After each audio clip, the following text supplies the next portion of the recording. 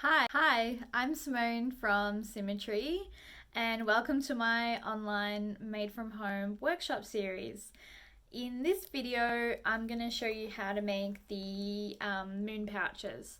So in this demonstration, I'll be making the extra small size, but it's the exact same instructions to make both sizes. So if you've bought either the medium or the extra small, this is the video you need to be watching. So this is the finished product, as you can see. This is what the size difference is.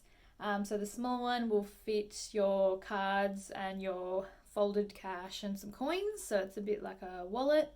And then the medium one fits everything this guy does, plus it fits your phone and your keys and maybe some lip balm or some lipstick. So both sizes are very handy. But what you'll actually have on your side are the flat leather pieces and your zip. So again, this is for the small one. So this actually folds in half when we create it. So you'll have your exterior leather piece, which is the one prepared with the stitching holes, and you'll have your embossing on the front there. And then you've got your leather facing, which goes inside, and you'll have your Symmetry zipper. You'll also have your thread, which will come with that as well. Then you'll have your toolkit if you've ordered it from me. This is just a combination of tools from local suppliers. I've sourced them from Melbourne Artist Supplies, which is where my studio is, and I've also sourced some things from Leffler Leather over in Kensington. The glue and the gum are both from Tandy Leather over in the US. They're very good products, and I've used them for a long time now. So if you're interested in getting more, just send me a message and I can let you know where to get them. You'll also need to prepare your workspace, so you might want to cover your table with something so that you don't get any glue on there. I've just got an old notepad, so I'm going to use the back of this just to work on. You'll also need just a jar of soapy water or glass of soapy water to clean your brushes, and just an old towel so that you can dry them. And then the last thing is just a white rag or an old white t-shirt that you don't mind getting dirty. We're going to use this to help prepare the thread. So once you've got everything ready, we're going to get started. Great, so the first step that we need to do is to burnish the inside window of the leather there. So you'll need your burnishing stick, your gum, which is natural gum from a tree. It's called gum tragacanth, so it has a bit of a smell, has a certain cleaning product type smell to it. And you'll just get your little foam applicator with the green stick. So you'll see I'm just scraping off any excess gum. You don't need a lot, just to kind of wet the sponge. And then we'll be applying the gum to that leather edge. Just let it soak in.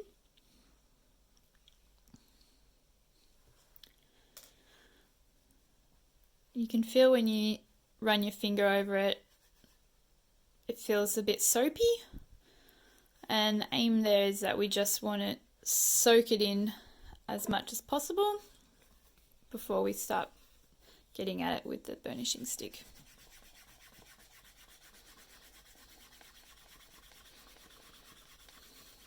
So I'm just applying, a light amount of force and rubbing back and forth. So this is applying friction and heat, and this is actually burning that leather edge, and the gum will actually polish it up in that process. So you can see there that it's gotten a bit shiny. I've actually already lightly burnished this guy due to my failed video attempt before this. So the more you burnish it, the darker it'll get and the more polished it will come up as well. So there's no harming in burnishing it more than once. And I'll just go ahead and do the other side the same way. So just passing that gum over the edge. You can do this in one long stride, or you can do it in half. When you've got the medium one, it'll be a little bit longer, so you might not be able to do it all in one go. Then just rubbing it in with your finger a little bit so that it soaks in. Take off any excess gum that may have slipped off the sides, and you can rub that on your towel. It's safe to get on your hands. It's no chemicals in there. And then just rubbing. I've just got it in the smallest groove of the burnishing stick. It just really depends on your leather thickness, so that's how you use this tool.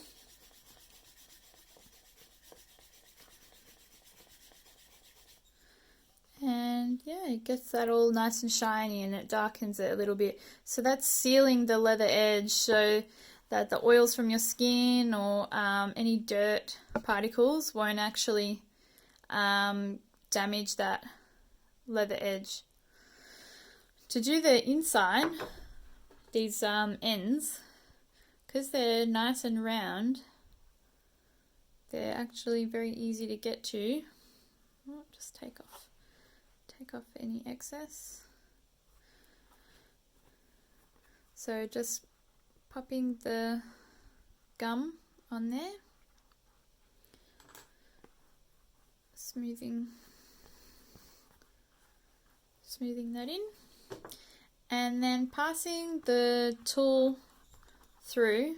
Do this side first, and just pulling it tight and twisting.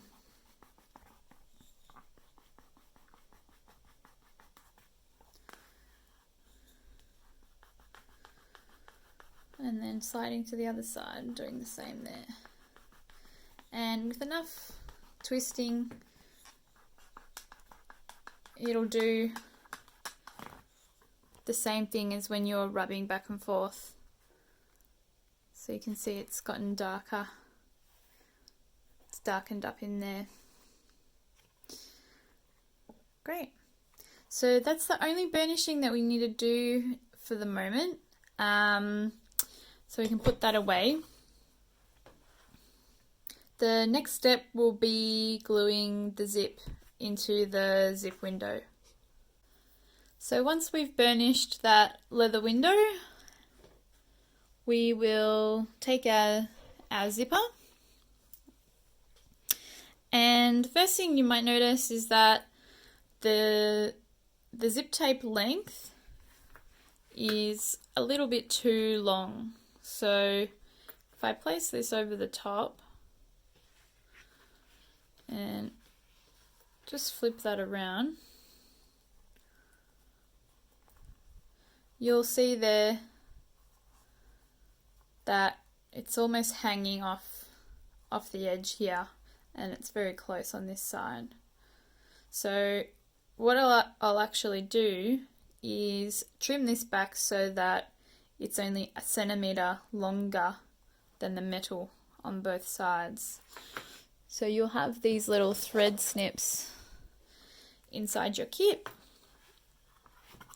And just do this with your eye. So measuring about 1 centimeter past the middle. Yep. And just give that a chop.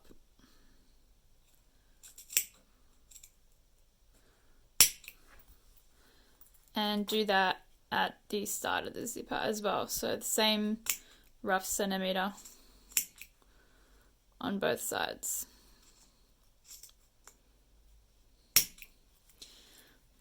We'll get rid of those. So Now that you've trimmed the zip, we're going to glue this into place. So, getting your glue out, you'll need your foam brush. Yours will be new, I've used mine already. And your glue. So this is a contact glue. It's water-based, so it's safe to use, safe to breathe. You don't need any protective equipment when you're using it. It's a little bit like PVA, so whenever you're not using it, make sure that you've got the jar closed, as it will dry out. You can see that it's starting to dry up around the top here. They will last a long time in these jars. Just make sure that whenever you're not using it, you do have this closed tightly, and that will prolong the life of your glue. So the other tip is that when you're not, if you've gotten this in the glue and you're not going to use it for a while, to wash this immediately, because the glue will dry and it will harden and it will render the brush pretty much unusable. So there's a bit of cleaning maintenance to do there. So that's why we've got our jars.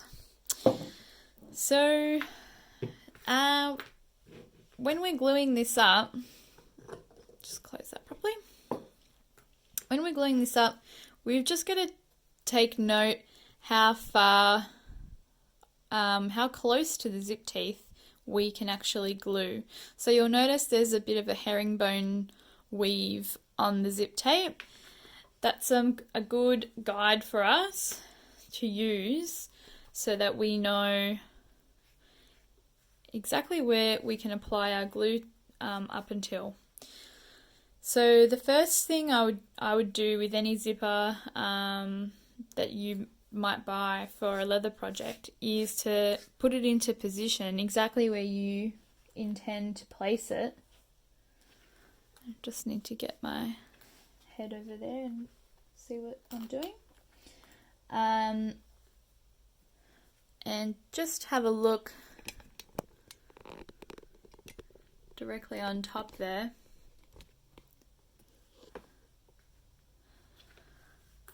How far you've got until you can start gluing. So you can see there that you've got one angle and then it starts going into the chevrons. So we can glue up until this line thereabouts before the zip tape's going to be visible on the finished pouch. The other thing that I normally do is I always put the zip runner or the zip puller on the left side of the pouch, and we open the bag from left to right.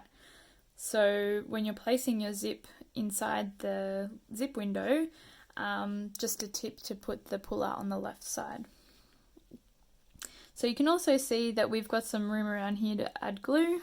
So as long as we don't come at least 3 millimeters to the metal, then we're not going to see the glue on the outside of the pouch.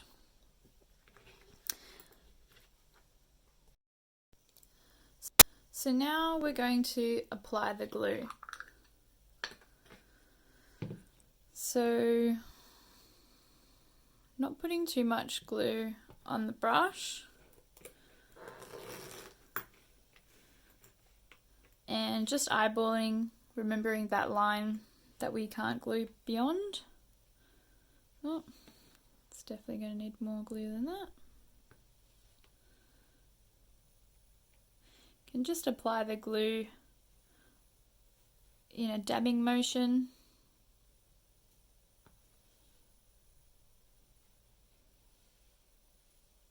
And then smoothing it along so that it's a nice consistent application of it. This glue does dry like PVA as well, so it'll dry clear. So if you have a lot of white pools of this glue, those areas will take longer to dry. So if you just make it all nice and consistent, then it'll all dry at the same time for you. and then spinning that around, getting the ends. So even just the very tips will do. And then back the other side. So the purpose of gluing is just to hold the zip into place so that it's not moving around too much when we're trying to stitch it later. So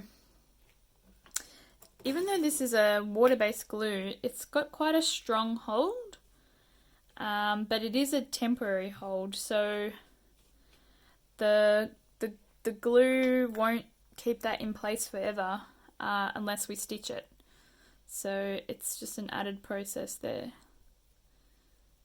If we were using solvent-based glue, it would have a stronger hold, one that maybe you wouldn't need the stitching, but it's different when we're using the water-based glues. So now that's all got the glue around the perimeter, just leave that aside to dry.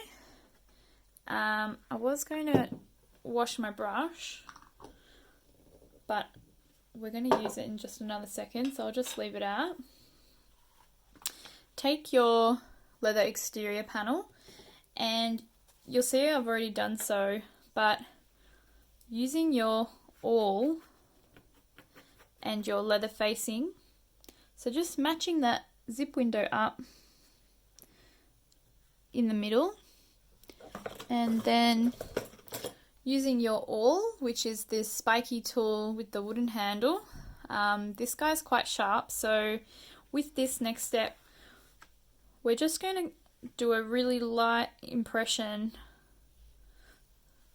of how large this facing is. So just loosely mark all four sides.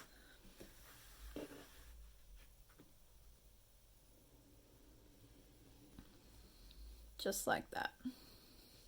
So when we take that away, we're left with that creased line around the perimeter. So we're not going to glue beyond that, otherwise when we put our zip facing there, we're going to see glue. So we know that we can't go past or beyond these lines.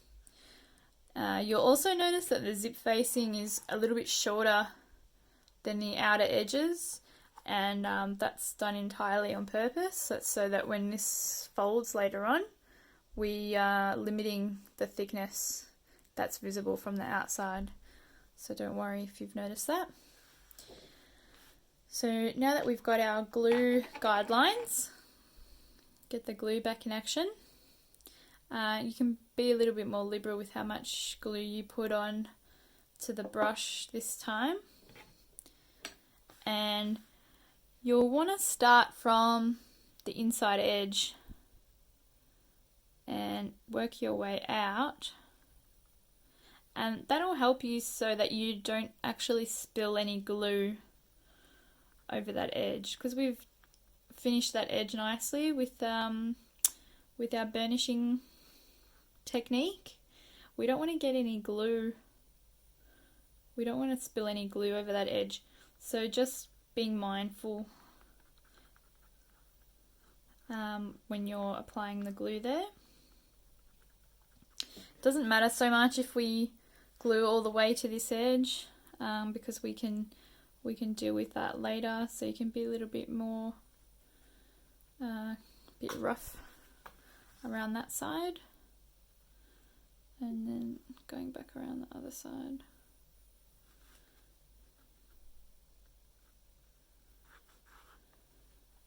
A little bit more glue.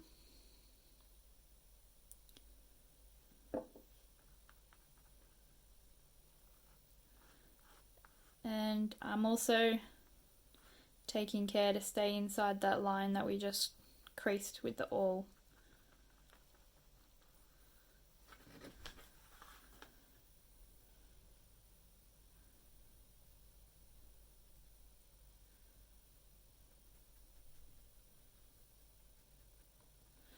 That's done. So that will also need to dry and get clear. When it clears up, it'll start to get tacky. So this is already getting a little bit tacky. You can feel that you can see there that it's sticking to my forefinger. We'll just need to wait until all those white areas get tacky as well. So just leave that to the side. While that's drying, we might as well glue up the facing as well. So for this piece, we can glue from that inside edge all the way out. And you might notice at this point that we didn't burnish the inside window of this piece. And the main reason why I don't do that is because it is on the inside of the pouch. It has less of a chance of getting dirty. So I sometimes don't bother with burnishing that inside window. The leather is also thinner that I normally pick out for this piece because it does go in the inside. I normally try and use a nice thin piece of leather, so it's often quite hard to burnish when it's very thin. So you're more than welcome to burnish this before gluing it up, but to me it's not really a necessary step that you'll need to take. So just getting the glue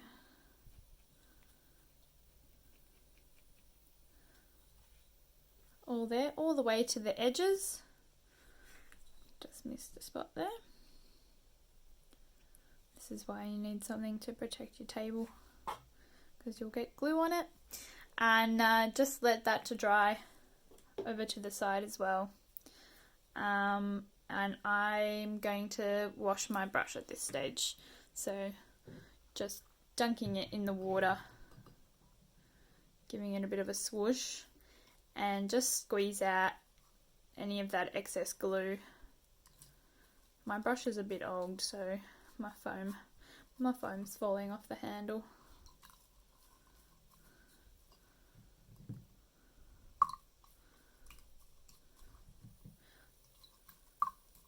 Just give that a clean and just squeeze that into your rag. I tend to use jars for everything because otherwise I end up tipping things over and it ends up being a very sad day. So just kind of squeeze all the water out of that with your old tea towel, and that'll be ready to use in a moment. So by the time you're finished with that, we can move our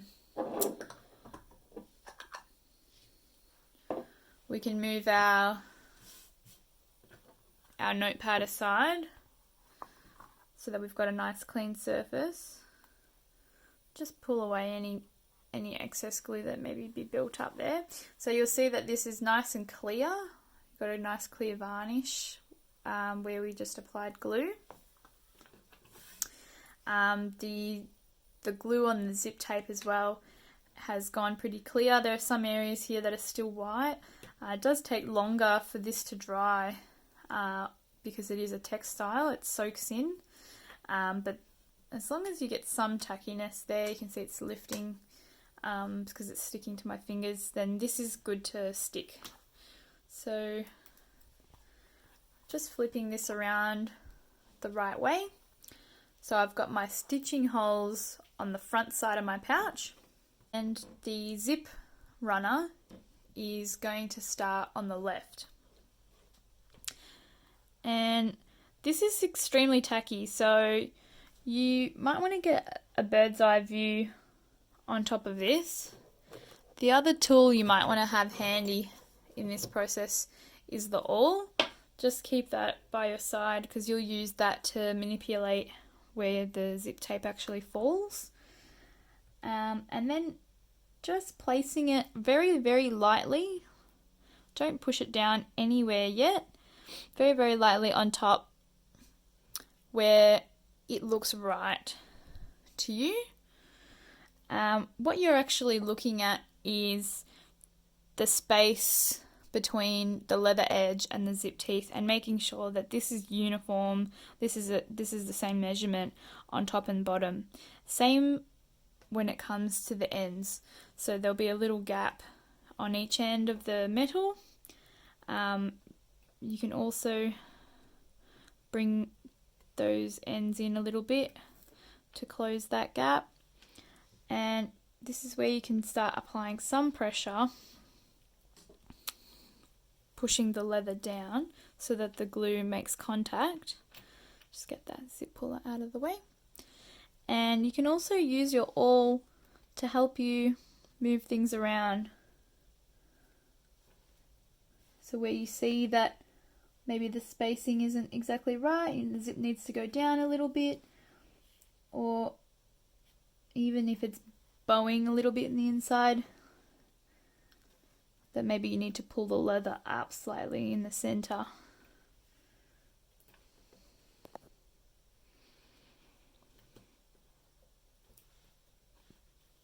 And then just pushing around once you're happy with the position.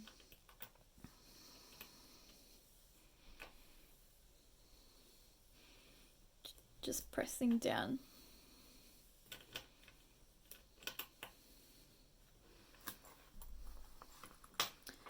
And then flip that around. Sometimes you get a little pucker here. Just flatten that out. And that should be nice and flat. We will need to apply some glue on this side as well. If you'll notice now that the zip runner is kind of in the way. You should be able to get your magazine or your notepad and just dangle the zip head on the other side. If that's not high enough, the poly mat that comes in the toolkit, you can just chuck that on top and dangle the zip runner off the side of that poly board as well, so that you've got a bit of a flatter surface to do the next step of gluing. So back to opening up the glue, and we're going to glue the lining side of the zip tape. So this is what's going to join up with the leather facing. So if you need to eyeball this again, just so that you remember what line you have to glue up to, just pop your leather facing really gently on top so it doesn't stick to the glue on the other side, just so that you can see where your seam allowance is, and then just jabbing the glue in position. I have a clear indication when my glue needs to go because it's seeped through, but it might be different on yours. So just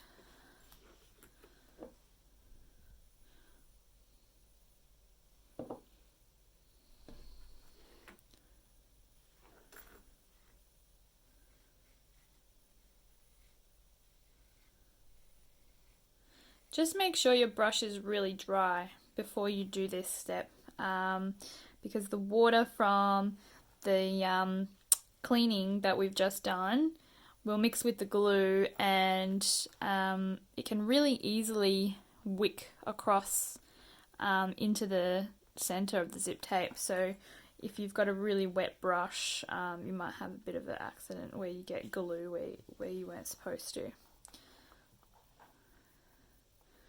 Just putting glue on that side as well. And we'll just need to wait a few minutes for this to dry before we can put it on, before we can apply the leather facing on top. If you just notice any parts where you haven't glued up to for those on the leather, you can just touch that up at this stage. But I'm just going to leave that to the side to dry for now. If it's taking very long to dry, you can also start fanning it, which is something I do quite a lot in my studio. So grabbing your magazine or your notepad, just give that a bit of a fan, just to get that glue to dry. Sometimes if you apply the glue a little bit too liberally, this will happen as well, where you're literally waiting for glue to dry before you can move on to the next step.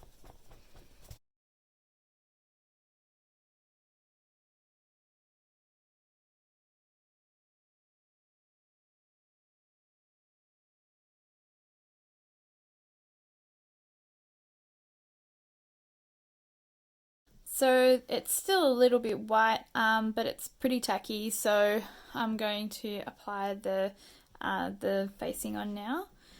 So it's best to do this maybe on a flat surface. I wouldn't use the poly board to place underneath during this step, because it has this honeycomb pattern or texture on the board, and if you're pressing down with the exterior leather, you might end up with a bit of a texture on that leather side.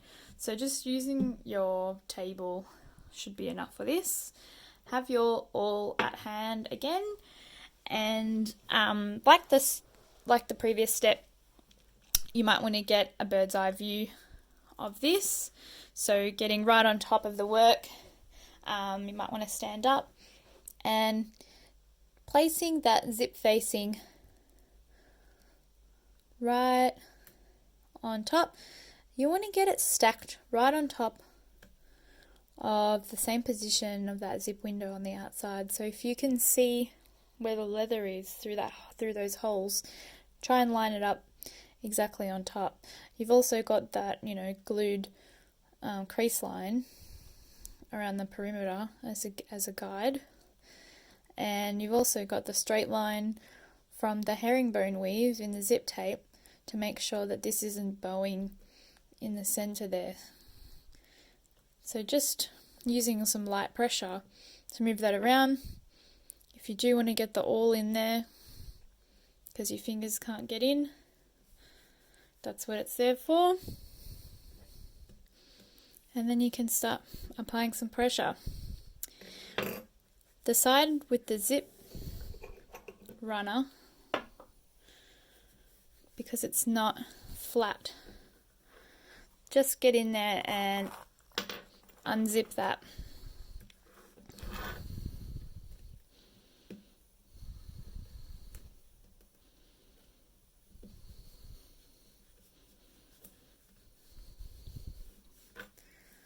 Then give that a good press.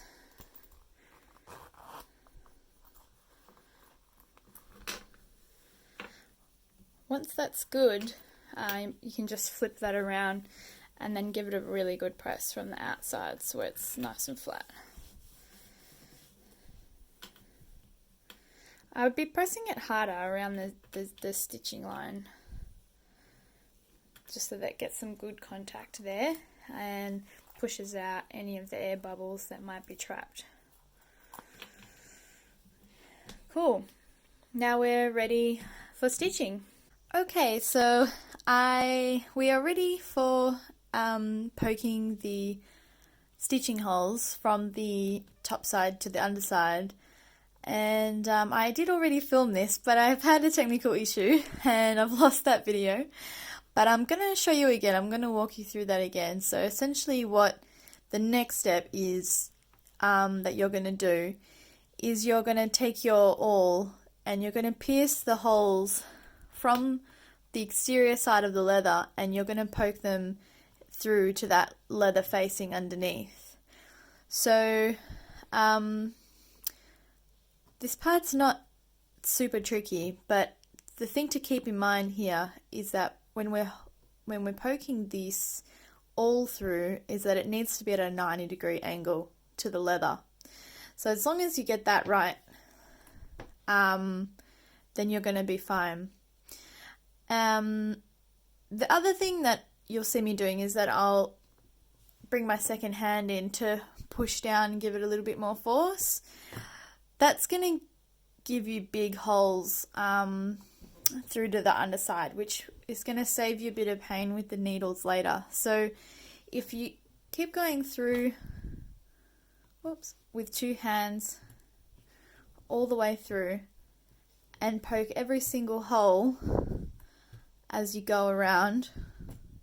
This is going to open up all those holes all the way through the leather thickness, ready for stitching.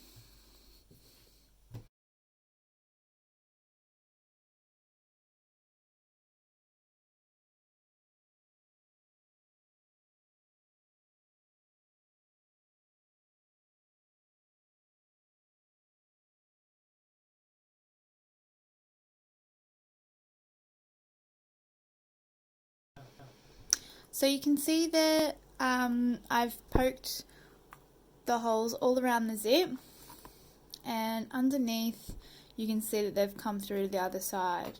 So when you're using two hands to poke this through, you're going to get some nice big holes there. So when you're stitching with the needles and that thick thread, they're going to be a lot easier to pass through.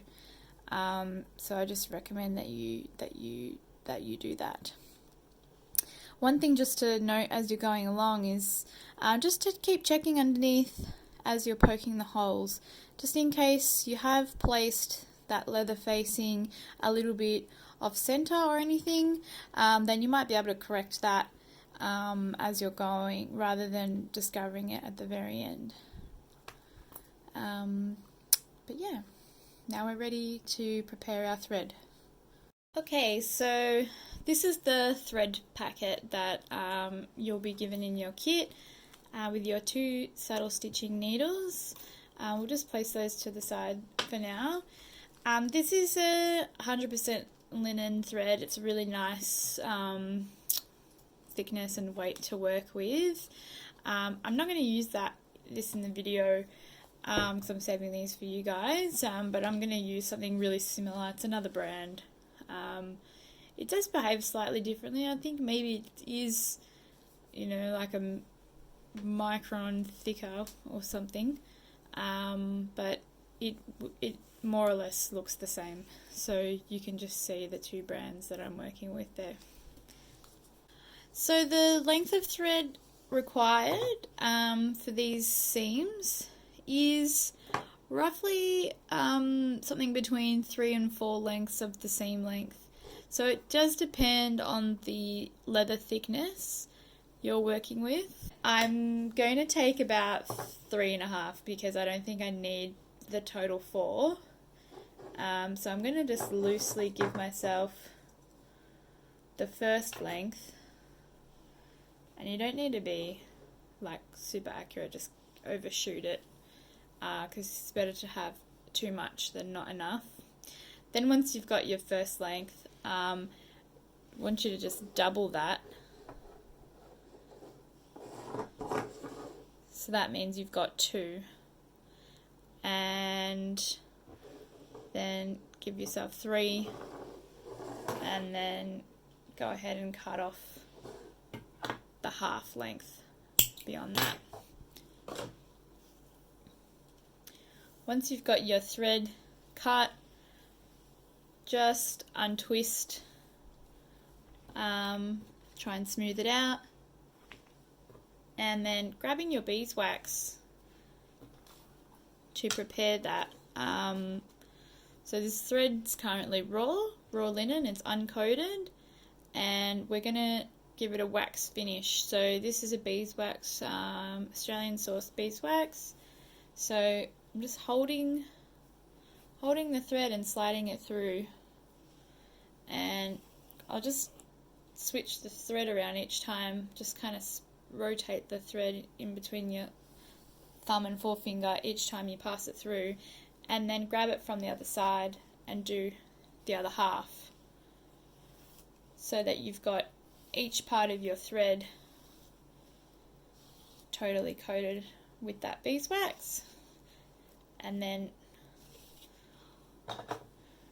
once you've done that, you'll feel that your thread is quite sticky, and you've probably got some excess beeswax on there. So that's where our white cloth comes in handy, and you'll see that this is my cloth that I use for my production, and I use this a lot to just pass through passing that thread through to smooth any excess wax off, and it kind of smooths it into the thread. So now you'll have a very straight thread now. It won't be as twisted as it was before. And what we're going to do now is thread the eye of our needle.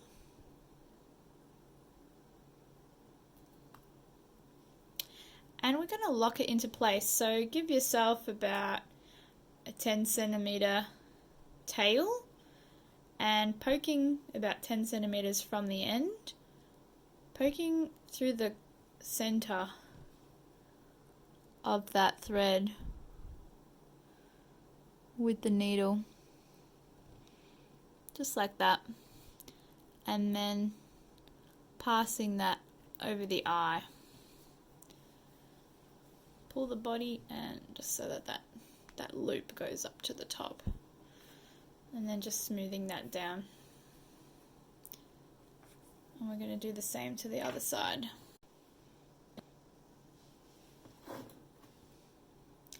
So just the same again, poking that needle through and piecing it about 10 centimeters from the end.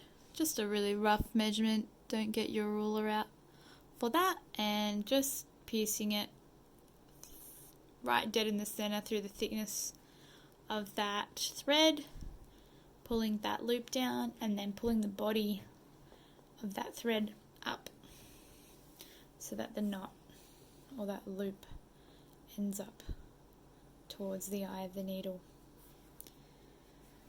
Great.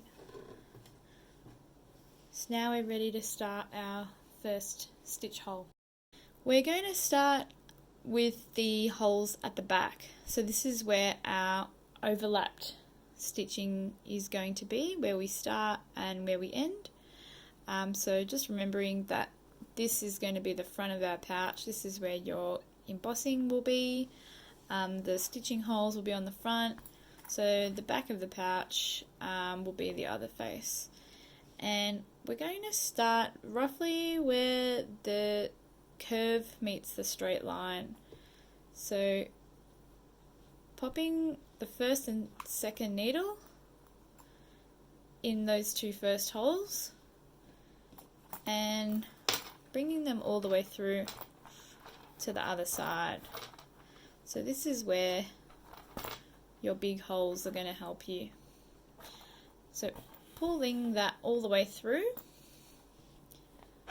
to create your first stitch, and just making sure that you're balancing the total length out so that it's taut, so it's nice and even, so you've got the same length of thread on both sides. Now here's the part where I show you how to do this this diagonal look with the stitching. So you would have noticed more or less before we actually poked the holes with the round awl that you'll see it more here now, that the holes have a diamond shape to them. So they've got a slant, and the reason for that being is so that our actual stitches, when the thread is in there, they don't look crowded within those holes. So to show you an example, here are those stitches inside those diamond shaped holes. So they actually occupy side by side inside each diagonal shaped hole. So to get this pattern to look as consistent as this, there's a certain technique you need to follow with your stitching. And if you're a knitter or you're a crocheter, you're going to love this, because it's just one thing repeating over and over again. So hopefully if you don't get it right, you'll pick it up, and if you find any stitches that aren't subscribing to the proper method, then we'll be able to take that as a learning and try and perfect that technique as you keep saddle stitching. So once we've got the thread wrapped around the first two holes, we'll take the second thread, trying to angle this, taking the second thread, and we're going to wrap it around our forefinger and hold it down with our third finger like that. And that's just holding tension. And if you pull that fourth finger up slightly, that's actually tightening that tension, so it's keeping this really nice and tight on this side. Well, not too tight that you actually pull the thread loose just for this first one. And then what this other hand is going to do is take that first thread from the first hole, and we're going to bring that through and poke it through the front. It is important when you're doing this, when you're piercing one of the needles through a hole where a thread is already existing in that space, it's really important that you don't pierce that thread that's inside that hole. It's going to weaken the thread. It's actually going to pierce right through the center or off to the side, and it'll make a burr on that existing thread, and it will affect your stitching. So then pulling that through and using that finger tension at the back, that you're actually pulling that tight. So I'm lifting that fourth finger up like that. You can see that I'm pulling that tight, and that's what's actually going to help us keep tension as we go along. So then that front thread, that front needle, goes through the third hole, and pulling that tight, we basically do the same thing again. So I let go of that first thread that we had, and now I wrap that second thread around my forefinger underneath my third finger, and then I grab that other thread from underneath with my other hand, and as I'm pulling this tight, I'm piercing through that third hole with that back needle through to the other side. Really should have made bigger holes for myself, but there we go. And you can see there that the thread is starting to take shape into those diamond shaped holes. Just going to do another one for you. Into the fourth hole now, we're swapping that thread into the finger tension, and then bringing that other thread back into that fourth hole from the back to the front, and then into the fifth hole, out to the back, and then wrapping around, picking up that existing thread and then piercing through to the front. And this is it for the entire seam. You'll get to a point where your hand can't reach from the side any longer, and that's when it's going to be handy to actually open the zip and start grabbing it from the top edge of that zip rather than coming in from the side. Just trying another angle on this so that you can clearly see. So coming in with the front thread into the next hole, pulling that tight, then wrapping that around the forefinger on the left hand, and then grabbing that other back thread from underneath, making sure that you're pulling that back thread tight with that forefinger, and coming in with that other back thread to the front, just like that, and that forefinger's pulling it tight.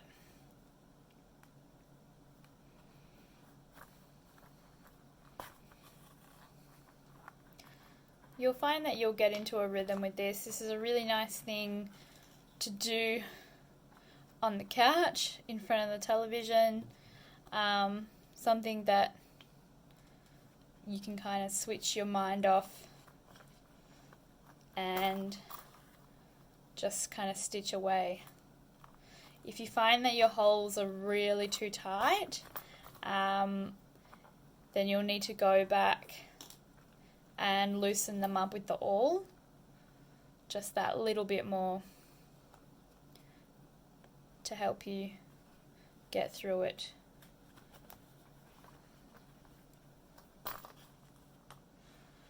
So we're going to do this until we go all the way around that zip window.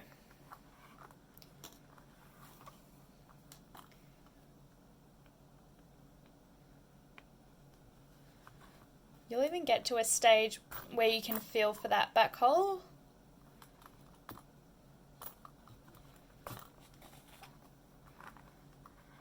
And you don't really need to eyeball it too much because the needle just finds his way through.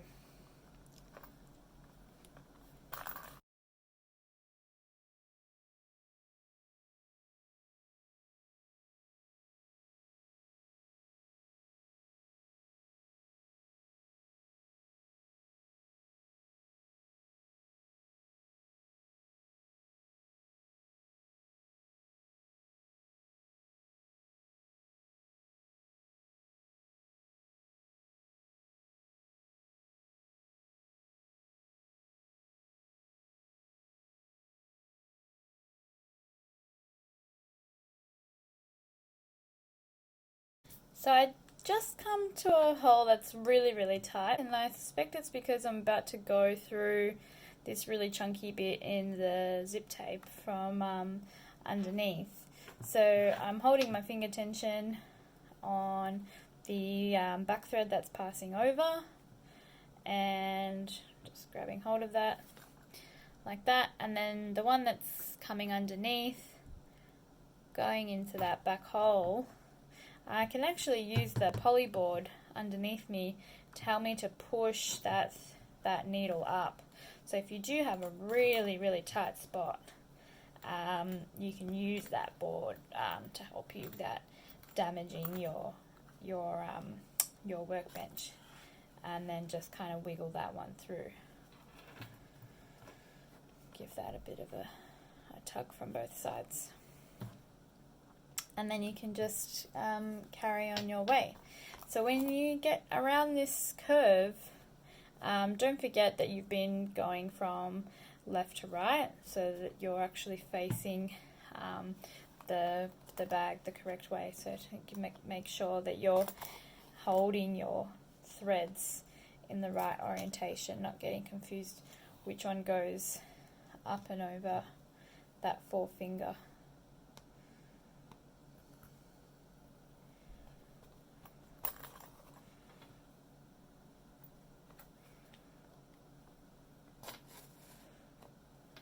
And then my fingers are staying in there and holding that thread on the other side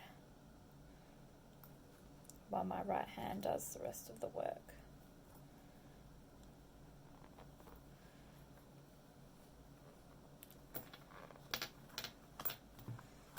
That's looking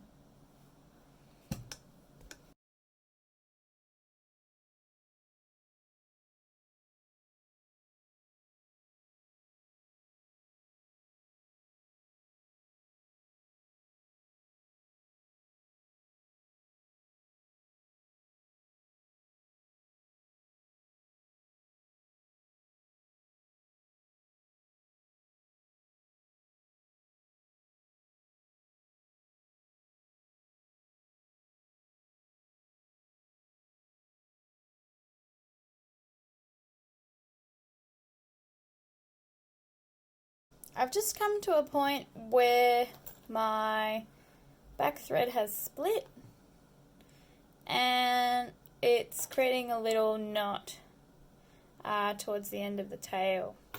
So this happens sometimes with long seams, and this one is quite a long seam. The medium pouch is going to be even longer, and it just happens with wear on this type of thread. So what we're going to do is I'm actually going to cut that knot off, just where all of that thread has built up, and that's going to allow me to properly pass that thread through.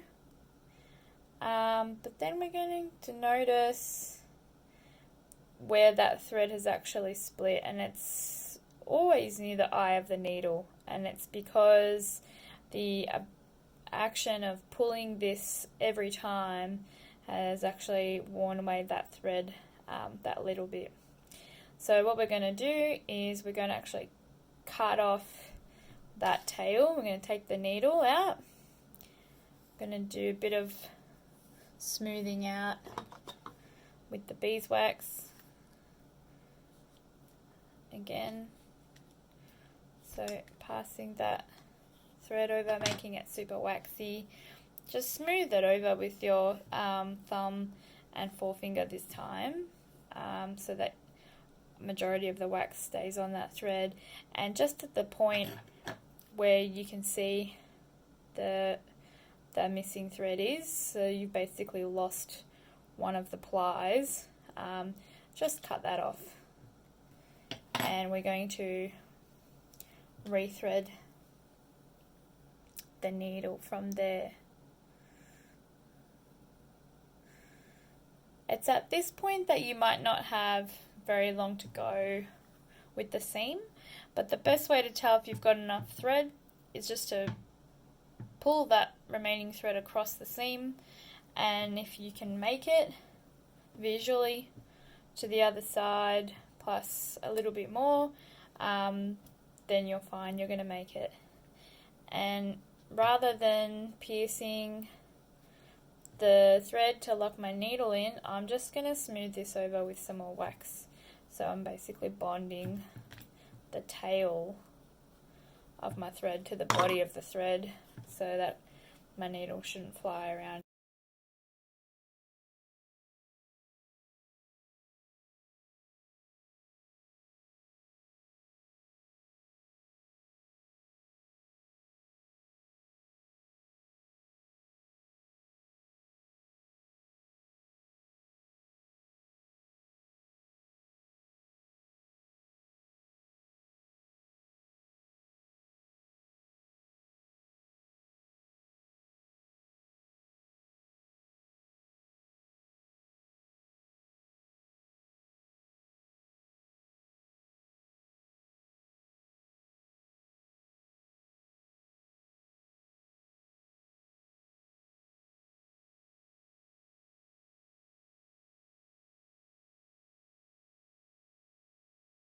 To do the very last stitches, you might find it a little bit tricky to get your hand in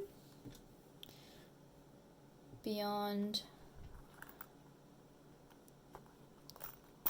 more as you get closer to the zipper puller, but see how far you can get through that zip opening. Here we're getting a little bit tangled because the needle that I set free is moving. So trying that one again, making sure that last thread goes over the finger. Get the zip puller out of the way.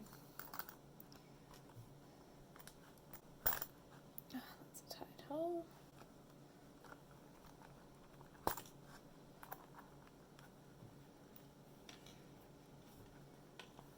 And then getting through those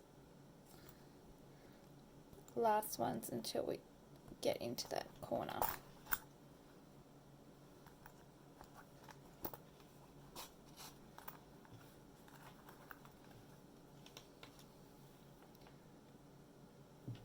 You'll start to get the hang of this and move your hands around in different ways to be able to flip those threads around. So you can see I'm actually using my right hand to swap those back threads around, make sure that I've got that very last back thread over my forefinger on my left hand, just like that, and the tail is tucked in there, just like that. So now we're getting to the point where maybe the zip puller is actually in the way, so we just need to zip him back up and approach it from the other end of the pouch, like so.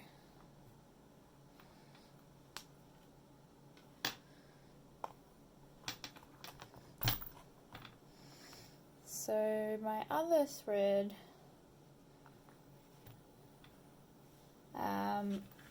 just that tail needs a bit of a chop because he's getting caught.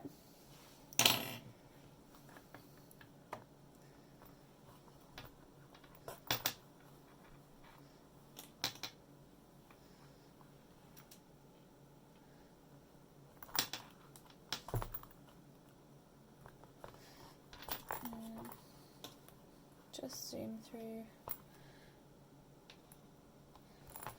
these last few ones.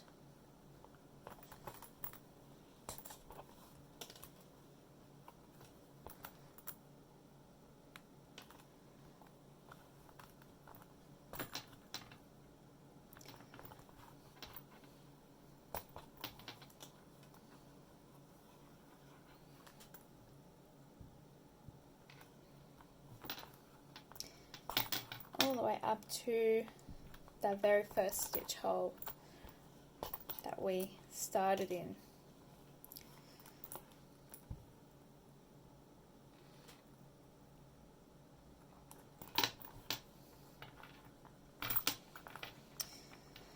So once you're in that first one, just untangle that, we're actually going to overlap 3 more, and we're going to tie a knot as we cast off.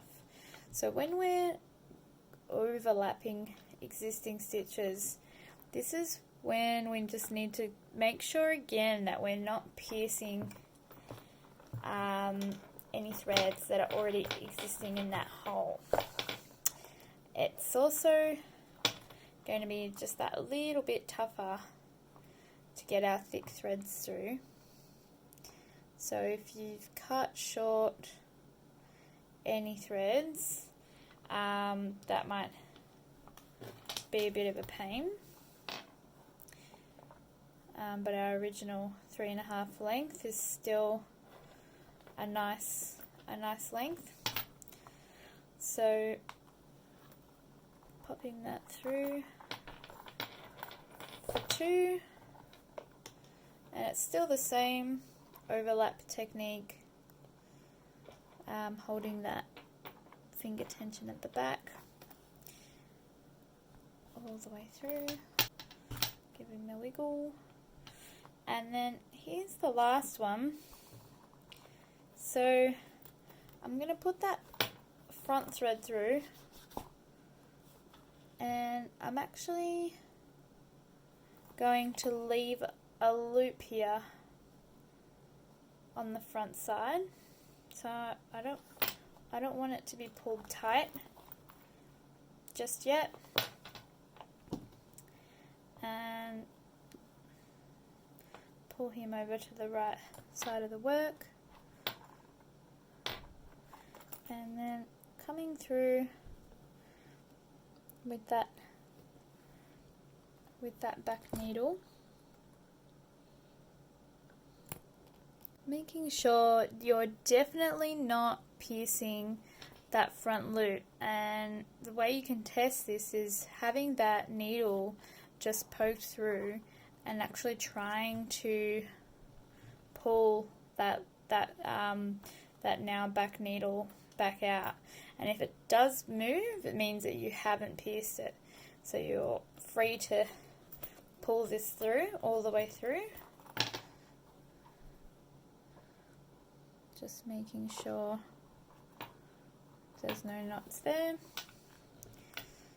It might be tough because a lot of thread in that space, but if it's really not coming through, that this knot at the head of the needle might need some smoothing, and you can always bring your poly board back in to assist. So then you've got that pulled through the front.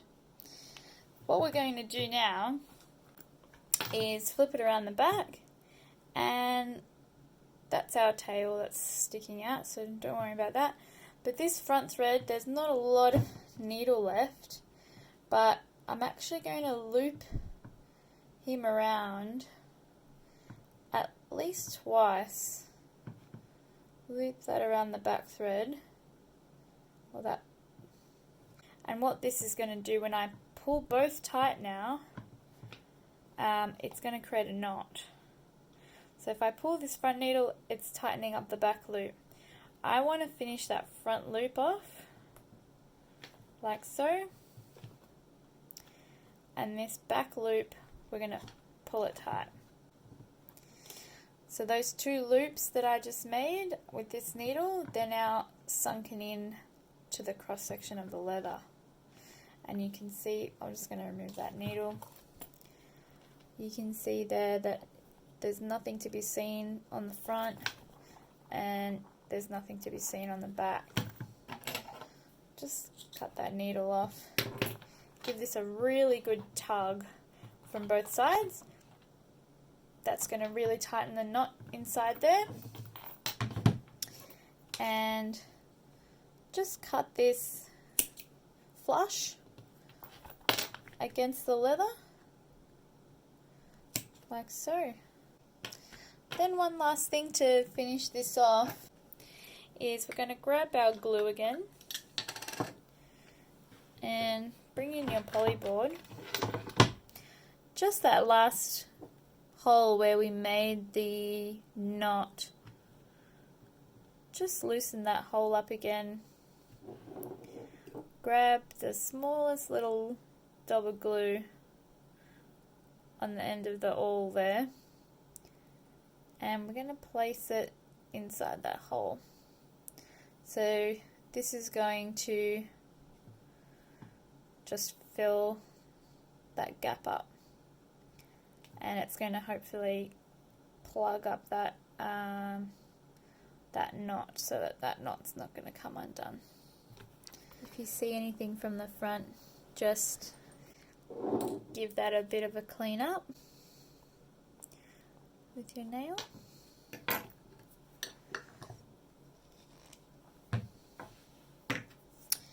And while that's just drying, that glue can get rid of these little ends of your thread. Keep those needles back in your thread packet for safekeeping. And grab out your bone folder tool. So normally I'll use a hammer at this stage. So if you do have a cobbler's hammer, go ahead and on a nice hard surface, hammer that stitching down. But to keep these toolkits relatively affordable, we're going to use the bone folder for this next step. So we're pressing the stitching down. So if you run your finger over the stitching that you've just done, you'll feel that the thread's quite raised from that leather surface. And what we want to avoid is that that thread's going to get very prone to abrasion if it's so raised from that leather surface. So we're actually just using the flat edge of that bone folder and pressing down, and you can see already that it's flattening out the thread and it's making it nice and thick, and it's evening out the overall look of the stitching as well. Just remove that zip runner out of the way, and we're going to smooth all around.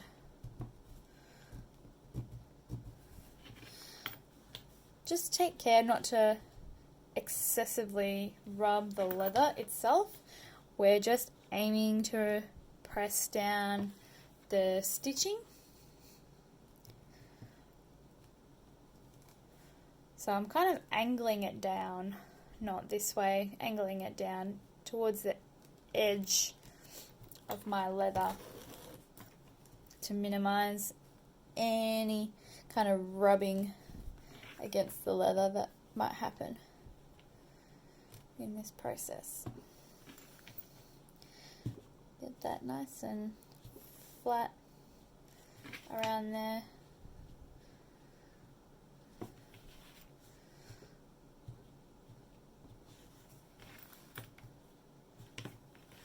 Like so. And that's your zip nicely finished. Ready to close the bag now. So the next step now is closing the bag. So just while you're looking at the inside here, you will see that I have given a tiny little mark for our 2 center points. So I've just done this using little silver pen or a grey lead, depends what leather colour you've ordered. And this is going to indicate where the center to centers need to meet, so that when we actually do glue this up, it's going to be really easy to find where this needs to fold to. You can also see that there are the first stitch holes already made, and you can also use the zip as a guideline as to where this part actually needs to fold. So that's going to fold more or less there. That distance between the fold and the first stitch hole is more or less the same width as the first stitch hole to the second stitch hole, and then same on the other side. So you can kind of pre-fold this into position and just eyeball where your center marks are before you even start getting the glue out. So that's actually the next step, is gluing. So same amount of glue that we've been using. If you kind of flick upwards as you're gluing, that will encourage the glue not to spill over the edge. So I'm kind of dabbing and then flicking up, dab, flick up, and that's just giving me just the tiniest amount of glue along that edge. The actual depth of the glue shouldn't be much more than the width here between the leather edge and the pre-made stitch holes. So you might actually want to start on this side of the pouch when you're gluing. That way you do get a feel as to what that depth needs to be. So it's really just gluing along the perimeter of that all the way around.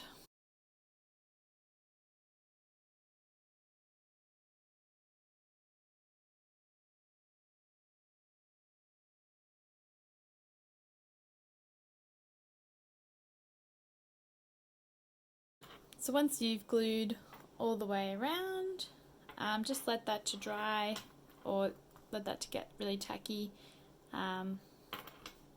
or just waiting for all those white bits to clear up. Then, as I was mentioning before, locating your 2 center marks and placing them together, making sure the edge is as flush as possible, and then folding those top corners first, making sure that you get those nicely distanced between the edge and the first hole. This actually is a little bit easier in the air just because of the depth of the zip. Actually bring that zip runner to the center so that it's not in the way of that. This one's just come undone already. Just give it a nice firm squeeze there. Yeah, and this one's come undone as well. Pushing the center points together. And now with the pouch flat on the table, we can actually start to push. I actually use the bone folder for this. Try to meet those leather edges together like so. So if you need to push the top leather over slightly to meet that back leather, or you need to actually push the back leather in a little bit so that it meets. Shouldn't be a massive difference though. Should be more or less very similar on both sides. You will get the odd bump here and there. But we'll sand that off right at the end. So doing your best to actually match up all of those edges together. Once that's done, just with the rounded, just give it a bit of a press.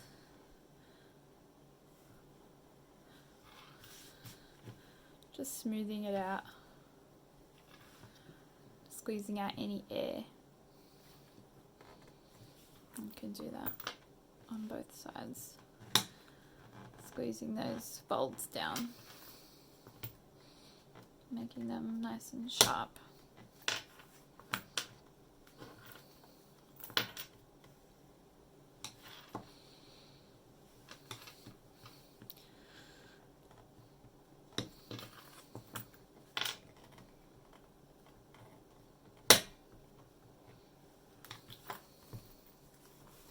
Beautiful.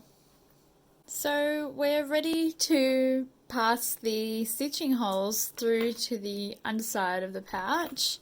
This is the diagonal pre-marked stitching lines that we've got here, but you'll notice that once we start pushing these through with the awl, it's going to make these stretched out, and it's going to give you those round looking holes from the front. But once we start actually stitching them, you'll see that we'll actually get those nice angled stitches anyway.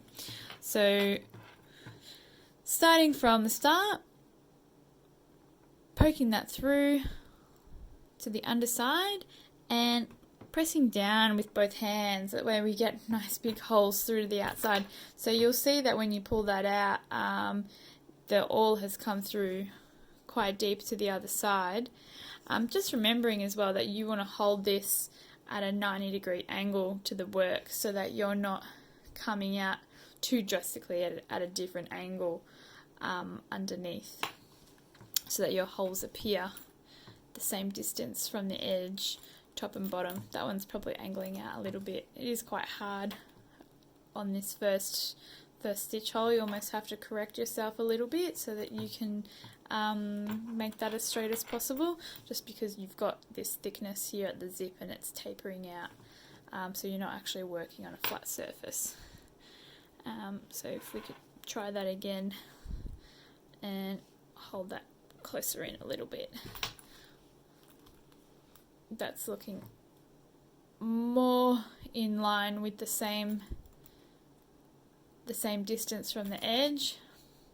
But now, because I've overcorrected, it looks maybe a little bit too diagonal compared to my first stitch hole. So you're welcome to aggregate how you hold that awl throughout the the poking process to make sure that you get a nice smooth and consistent stitch line at the end. This one is a little bit, I guess there's more on the line for this one because this is actually going to be a visible stitch line at the back of the pouch. So this is the one I've already made. You can see that this is the back of my stitching and this is the front of my stitching. So it's actually pretty good on both sides. That's what you want to achieve. So driving down with two hands for this one.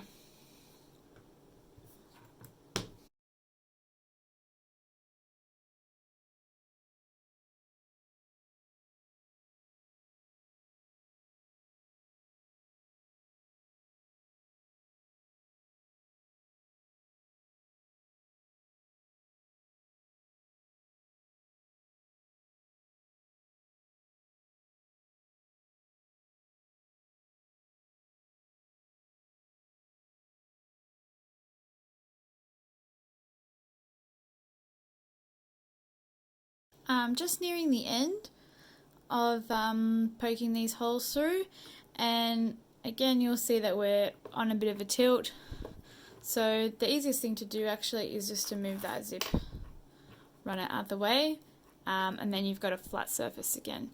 So just reminding to make those adjustments where you need to ensure that you're working on a flat surface or with a flat surface, and just getting all the way to the end like so.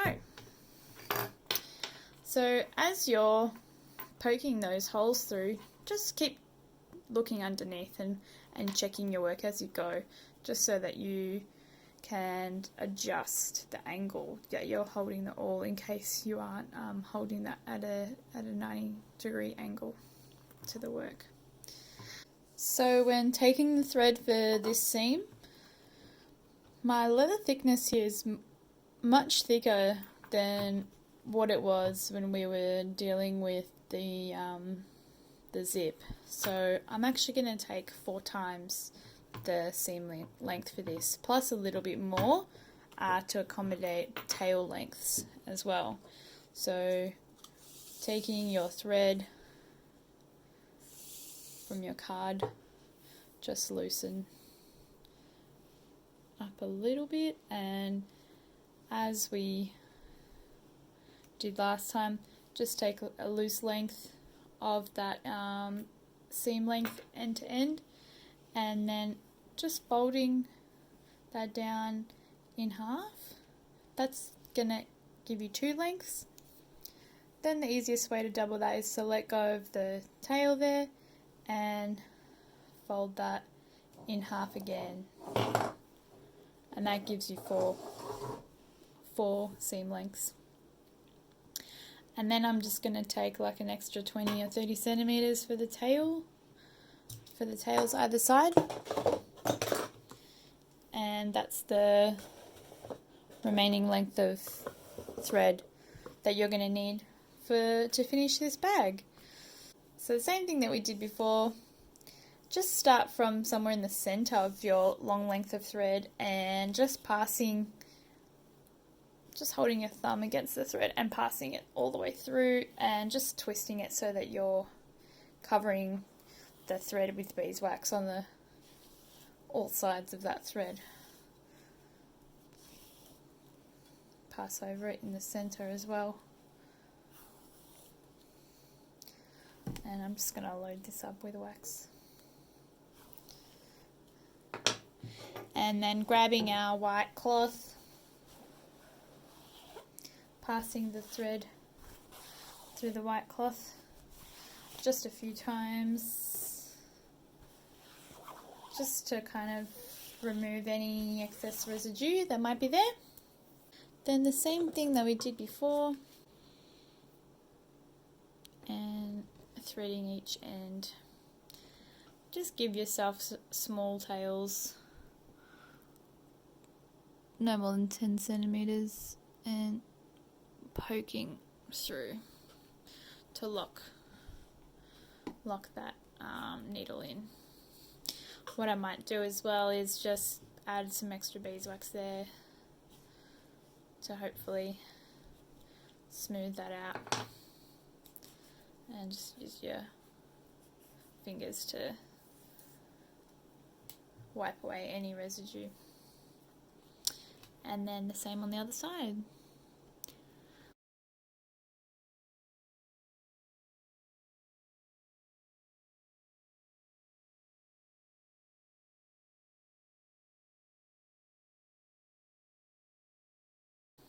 Wiping off any residue there.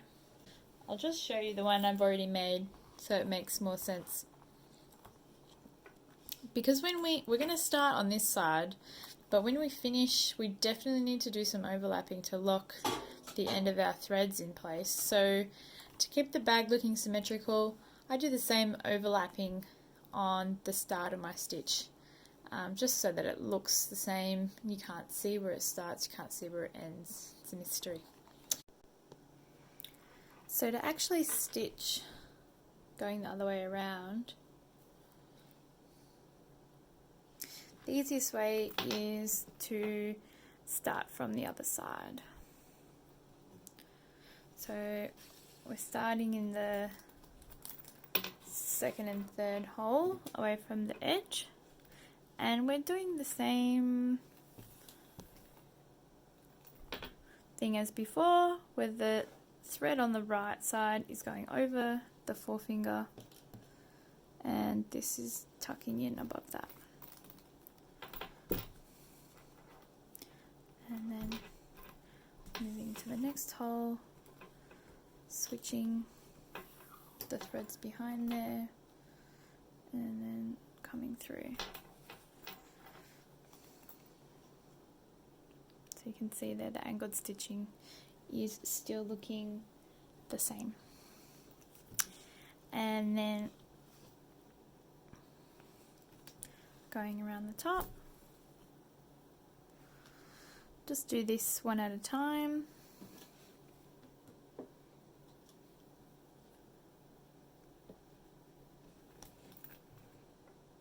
Make sure you're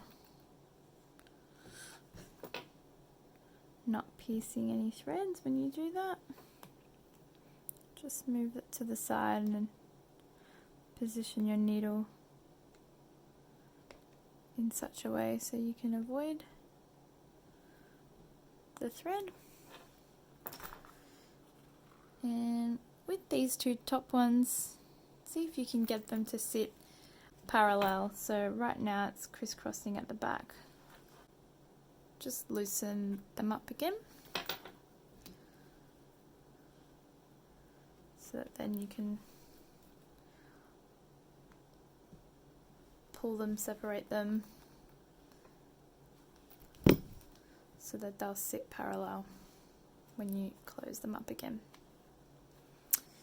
Great, so now we can return to stitching from the front of the pouch and going into those holes that we've already done.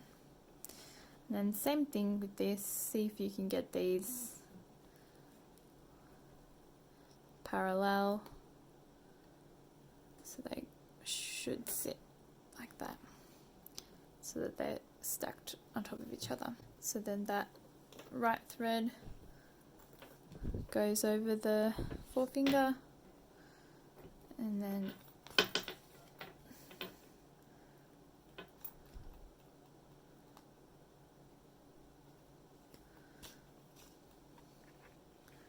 try and get this looking parallel too. Yep, passing that over, bringing that under, and back in the same hole.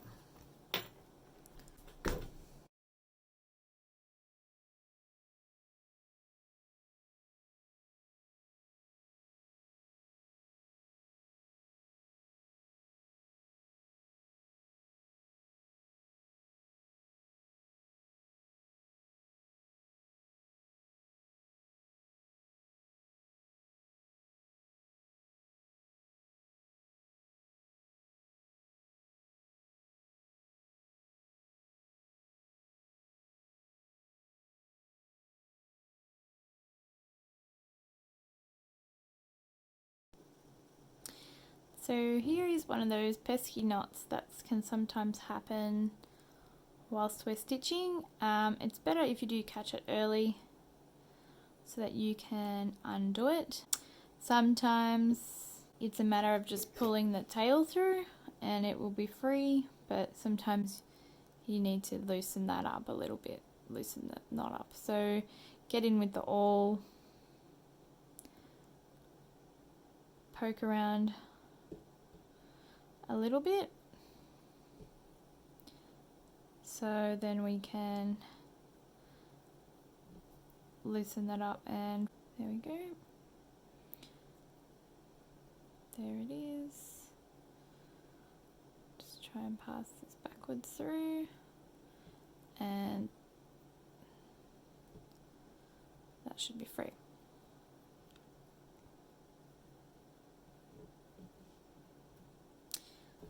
There we go. So freed the knot.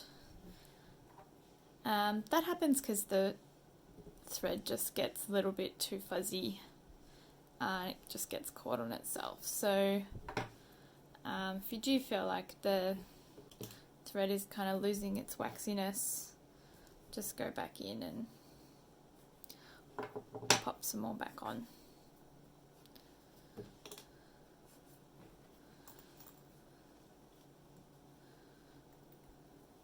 And then away you go. You'll also notice that I've popped that white fabric just underneath the pouch. That was just because the zip puller was bouncing around on the tabletop just a little bit too much, and I think the best way to protect that metal plating is just to make sure that it's not getting any kind of premature scratches on it. So it's best if you pop something soft under there, so while you're doing this, that zip puller isn't bouncing around.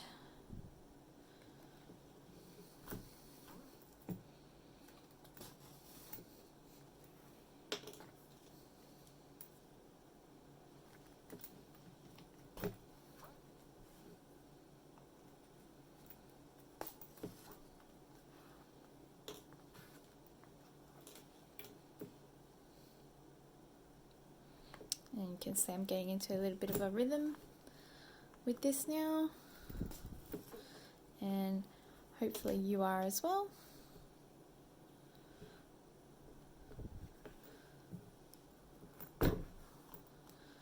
And we're just going to go all the way to the opposite side and finish off the same way that we started with those 3 overlap stitches. So you're welcome to skip ahead if you are clear.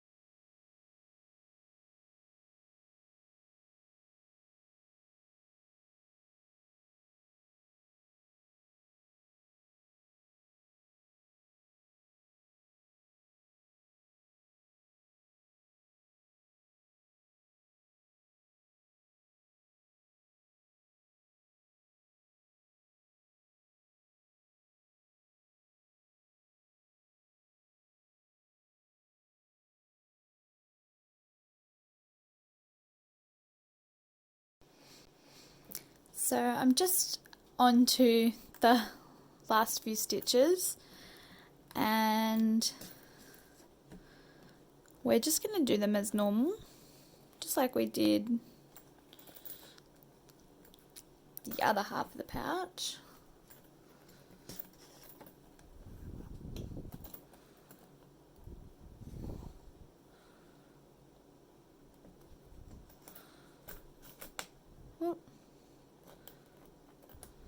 Might be a good idea just to zip that out of the way.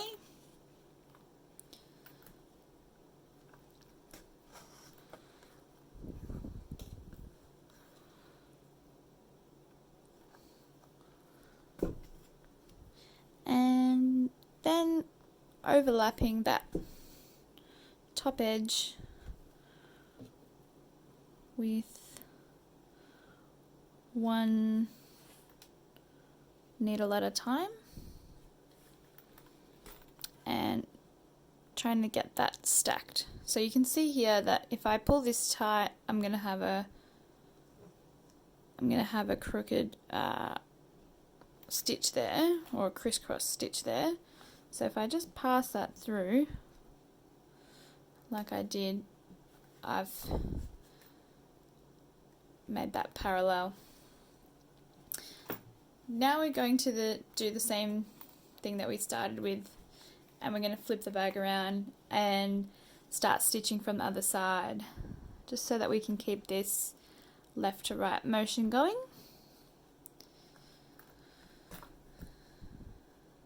Try and get that stacked up there as well, and doing the same motions with the needles that we've been doing since the start. Just be mindful of that back stitch, making sure that's looking neat. So with this last one, this is where we create our knot.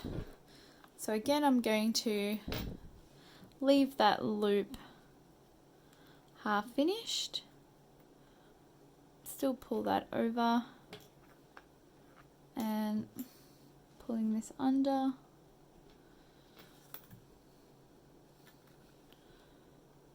making sure I'm not piecing any threads, and making sure that where you do the loops is actually on the back side of the pouch. So might need to put the zipper closed, or you'll figure it out because you'll have your embossing on there. So this is the front with the zip puller on the left side of the pouch, and this is the back of the pouch here. So with that loop and just with the needle that you've got available there, just loop this through and around twice, like so. So you'll have a little twist against that loop there, and then pulling that same needle tight, just close that front stitch so that is looking as neat as possible. Might need to do some manipulation to get it looking parallel like that.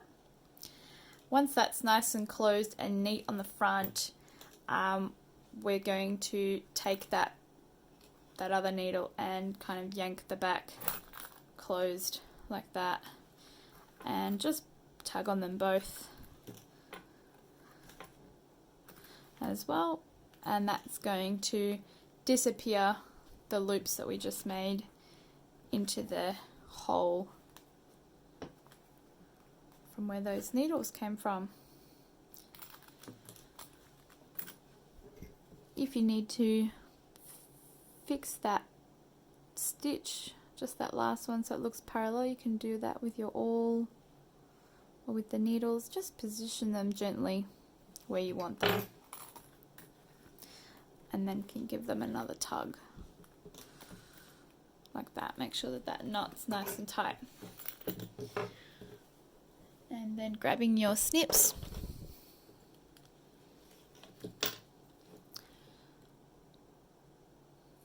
so we have ended up with quite a bit of excess thread there, but sometimes a little bit of excess thread is necessary if you do make some knots along the way and need to chop some off prematurely, so that's okay.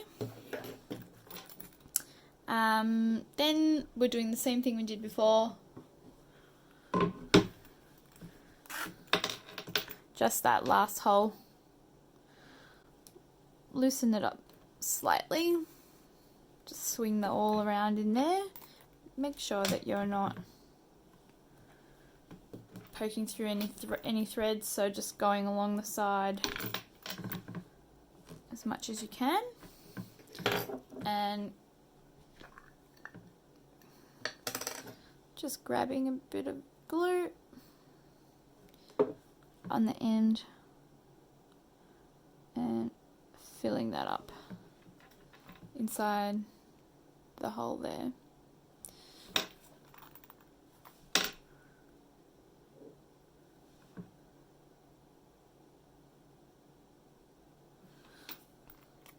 So that should secure that little loop, or that little knot that we made inside there. Close up the glue and then just let that to dry a little bit, and doing the same step that we did to flatten the stitches on the zip line, we're going to do the same thing on this body stitch. So starting from the other side where we haven't applied any glue, just using the flat section of the bone folder and a flat surface underneath you. Any textured surface that you may have underneath you, it may show up on the leather, so just make sure you've got a nice flat surface.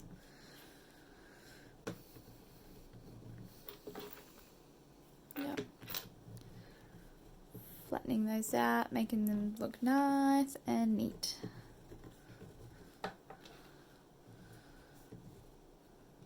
And then glue's not completely dry yet, but that's okay. Just kind of smooth it away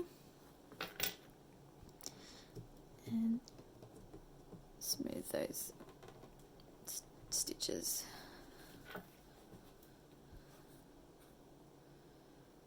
Nice. Almost finished. Great, so the next step is sanding these edges. So grabbing the sandpaper from your toolkit. This is a pretty medium grit sandpaper, and it needs to be a little bit heavy so that we can take off any variances in the leather and smooth this out. So we really want this to be as flush as possible and as smooth as possible. So this might be where you want to put some newspaper down on your bench or something like that, because it will get a little bit dusty. But I would be holding the pouch now at a 90-degree angle to the sandpaper, and then just going back and forth, going in one direction at the moment just because I don't want to accidentally nick the stitching that I've made there with the sandpaper, so just be mindful of that. But you do want to take off any of those kind of areas where the edge is not uniform. So going along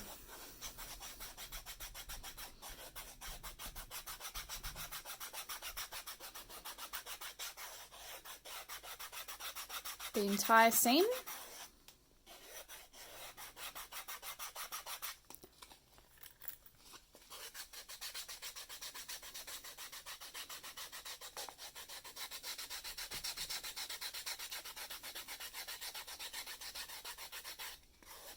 You might have some areas that are worse than others, but just spending a bit more time on those areas where it's needed. So making sure that you're getting it as flush as possible.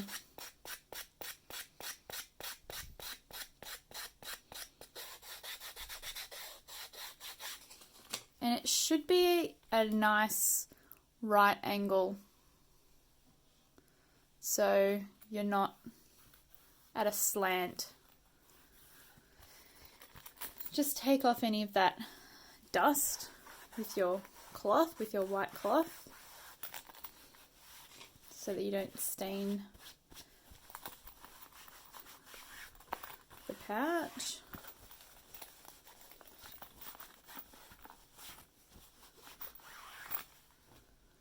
And you can see just after wiping it that already it reveals whether you've done a good job or not. There's probably one area here that I do need to go back to, just here.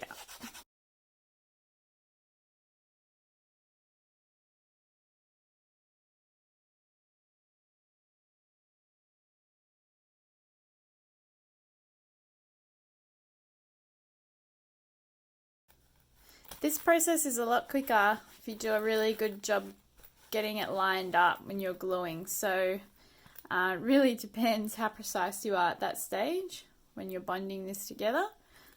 Sometimes when you make the stitching as well, it will move things around a little bit. So there are variables with each step of the process. So the other thing you'll notice once you've finished sanding is that you're getting this hard edge now where the leather is almost flicking out.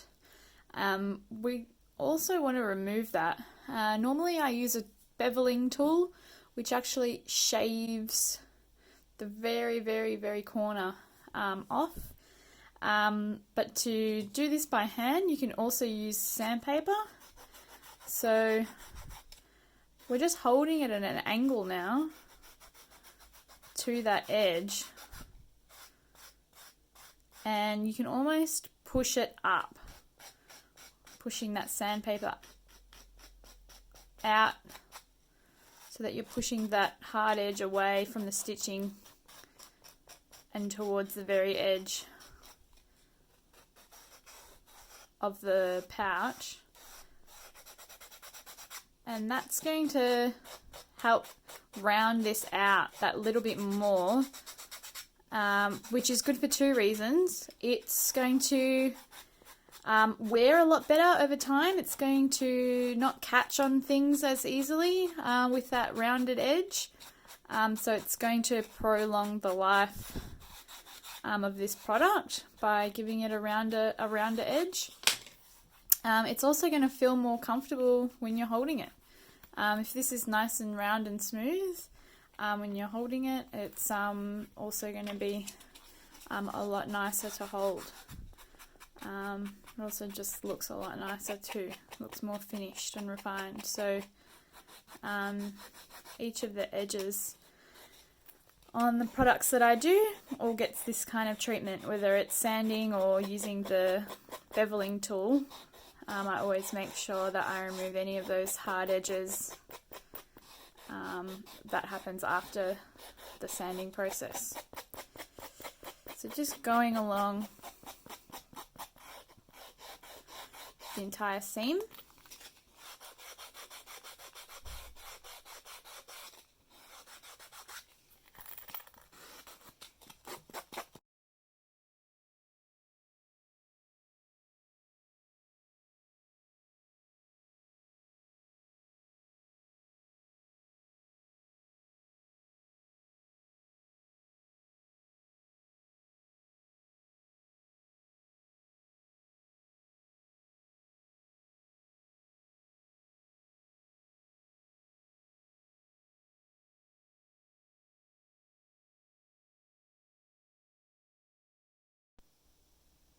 So you would have seen there that I've flipped that around as well, and also done the other side of the pouch so that both of those hard leather edges are gone from both faces.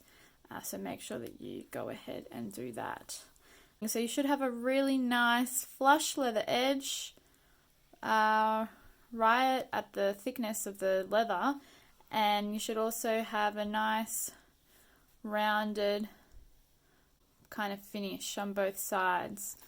If you have some areas that still feel a little bit hard, you can definitely go back over them and just get it to a point where you're happy before burnishing. With burnishing, we'll use our sponge applicator again.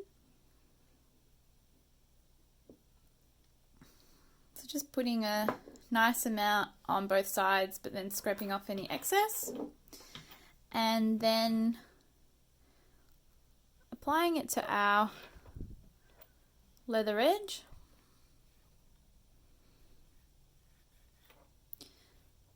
Make sure that you catch any of that raw leather on the rounded surface that we've just created as well.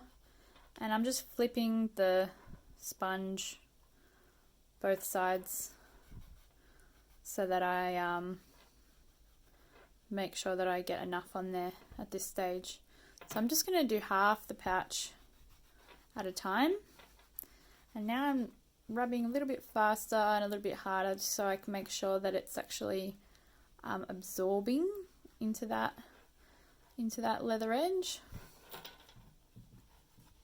Well, if you get any on the outside, just wipe that off with your fingers.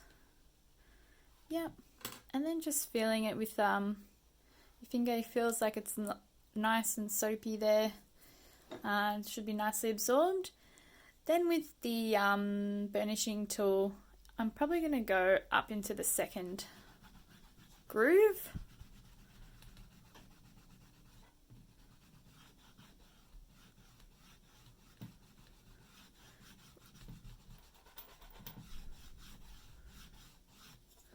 I'm going to pop this down here again. And you see that it's darkening up. And we want to get this to a point where it's nice and glossy. So just keep lightly rubbing.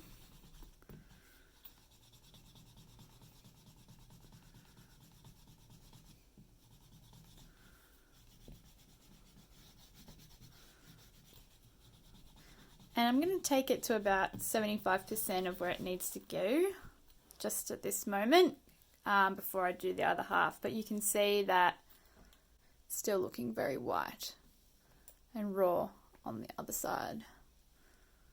So just repeat that process for the other half.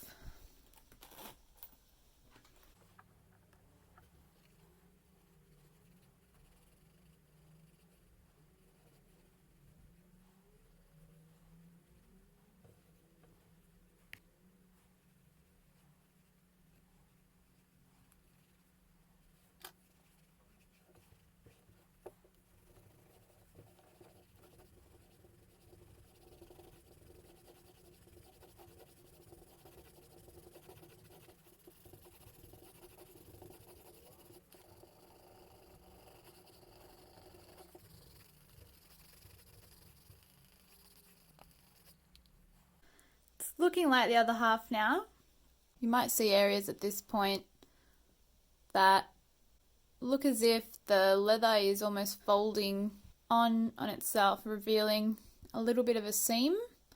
You might see the little glue line in between as well. We can improve that a little bit more just with more sanding.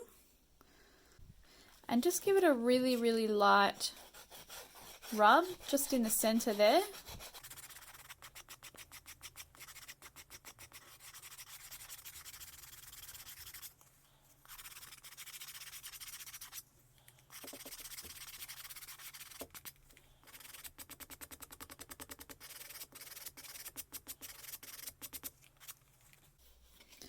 And then grabbing that white towel, this time really, really giving it a rub.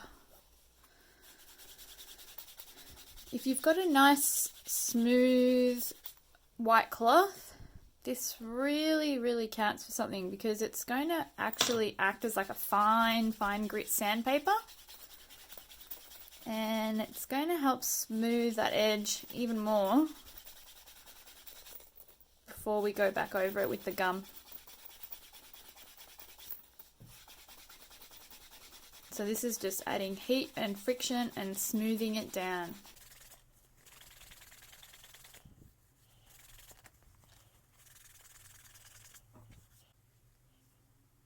So there's still some of that seam visible at the moment. We're just going to go back over that with the gum again. So this time I'm going to do the whole pouch at once. Really putting the gum all the way around, making sure I'm catching any of those rounded edges as well, and just making sure it's nicely absorbed.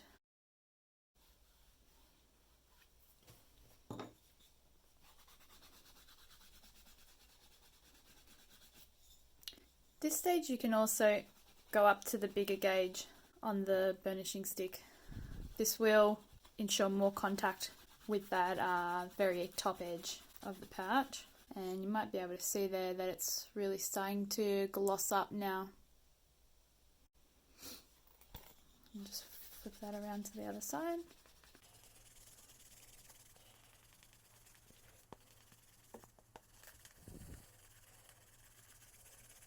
So the gum itself is actually adding a seal to that edge, especially on the colour like as light as this one. You don't want it to get dirty over time. Might pick up the oils from your skin, pick up bits of dirt from around where you place it, and this is going to help to protect that edge. It's pretty round on the back, but there is this still hard edge on this side. Hard to see on the camera, but if you find that you're still getting a hard edge, which happens after burnishing because this is effectively squashing it back down, collapsing the leather onto itself.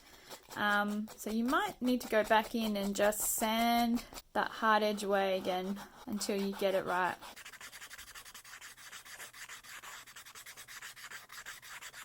Now this is the perfectionist in me, so if you are happy with the way you've done it, you're more than welcome to stop wherever you need to, wherever you want to. This is just me being a little bit finicky.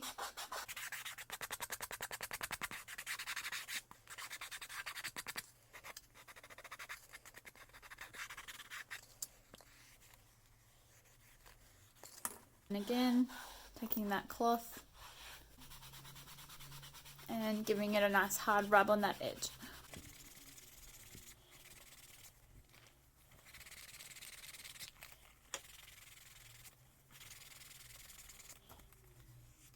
And then back in with the gum. Just putting more gum on there. And going back over those areas I've just sanded. So you can do this as often as you like, even throughout the life of the product. If you do find that it is getting dirty over time, then you've got the tools now to upkeep the finishing on this edge.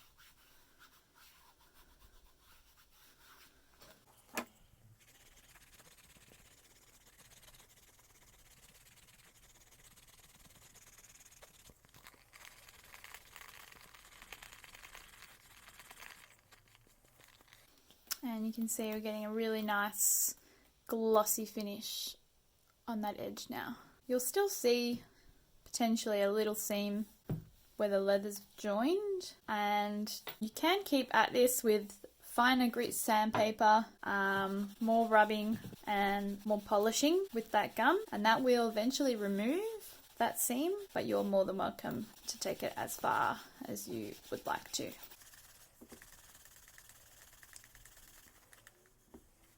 That's looking really, really nice. So one of the very last steps is just grabbing a clean sponge and some water.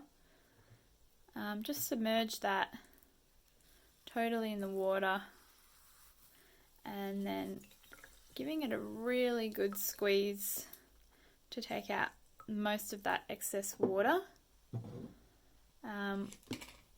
Just dry your hands with any excess water as well. We're going to apply that water from seam to seam across the bag. This sponge is potentially been squeezed out too much.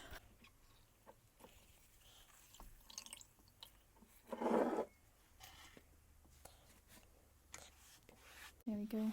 The aim of this is just to apply a little bit of moisture across the whole bag, just to get it slightly wet. Because this leather has actually been covered with a wax coating, it won't absorb it in a uniform way across the style.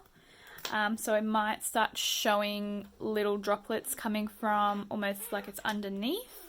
That's totally normal, but this is going to actually absorb the water, and it's going to fill up any scratches that have happened to the bag throughout the process. It's going to fill up all the holes in our stitching,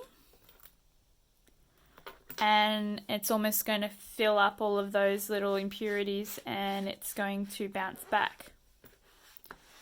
So we're going to do that to the other side as well.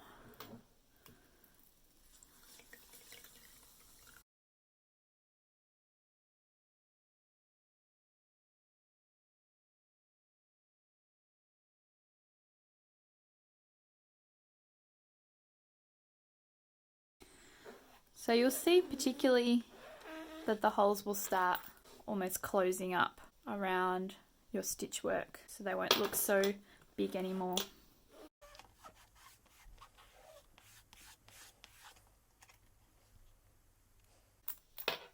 Just let that to dry naturally. The very last thing we're going to do is to do what's called opening the seams. So we applied that glue on the edge and then we made our stitching, but there might still be some glue holding past that stitch line, taking up any capacity inside the bag. It also helps to expand this shape. So you'll notice that the pouch is very flat at the moment, which will limit what you can actually fit inside. So taking your bone folder, we're going to use the round end, not the pointy end, the round end, and placing that in while the pouch is still a little bit wet so it can be manipulated. We're going to place it in and scrape along the inside so it's actually fattening out that shape.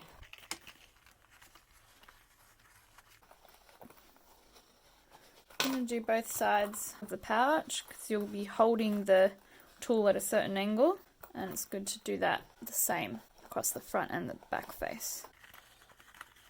So it's getting quite big now, and this is because we've only got one piece of leather here, so this wet molding process works really well with Veg Tan Kangaroo, which is the leather you're using, and with only one piece of leather it will very easily take hold of the shape that you want it to whilst it's wet. So now your pouch is ready to use. I would at this stage maybe invest in a leather balm as well. I use a brand called Joseph Liddy. It works super well. I normally offer this in my studio workshops as a complimentary thing, but due to the price of the product and the size it comes in, I couldn't offer it in the leather kits. It would have just driven the price up too much.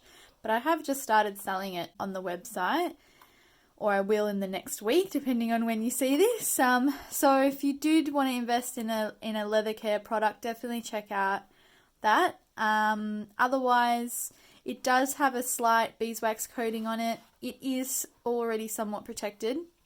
Just that further protectant will prolong the life of it. That's it, everyone. You did it. You made one of my moon pouches. Congratulations. I'm sure you're feeling really chuffed right now and you want to shout this from the rooftops and share it with everyone. So I'd love it if you did so on my Symmetry Made From Home community Facebook group. So jump on there. I'll include a link somewhere in the website so that you can go and share photos, share your progress, share your tips. I'll also be on there, commenting and sharing my tips and tricks in case anyone has any issues with some of the steps. And it'll be just a great place for everyone to share what they've been through and share what they're getting up to while we're spending more time at home. If you've got any ideas for future products as well, I'd love to hear them. I'm definitely going to be releasing more. So please stay tuned and sign up to the newsletter if you haven't already, if you want to hear or see more projects of this nature. I'm really, really glad that you've shared this bag making process with me, and I hope you loved it. Please reach out to me if you have any comments or feedback. I'd love to hear it, and I hope to make more bags with you soon.